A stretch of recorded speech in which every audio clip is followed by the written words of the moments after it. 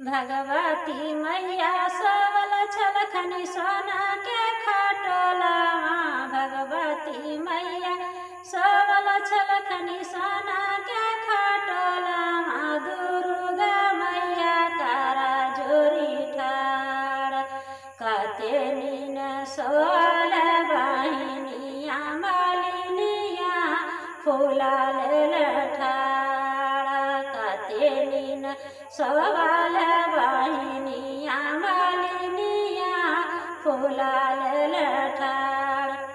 शीतला मैया सोवल छलखनी सोना के खटोला।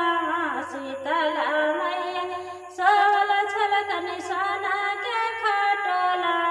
कालिका मैया कारा जोरी ठाड़ कते नीन सोवाल बहिनिया मालिनिया फूलाल ठाड़ कते नीन सोवाल बहिनिया मालिनिया फूलाल ठाड़।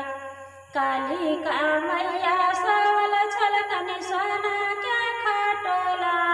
ललिता मैया कारा जोरी ठाड़ कते नीन सोवाल बहिनिया मालिनिया फूलाल ठाड़ कते नीन सोवाल बहिनिया मालिनिया फूलाल ठाड़। जगदम्बा मैया सोवल छलखनी सोना के खटोला। सवाई मैया कारा जोरी ठाड़ कते नीन सोवाल बहिनिया मालिनिया फूलाल ठाड़ कते नीन सोवाल बहिनिया मालिनिया फूलाल ठाड़।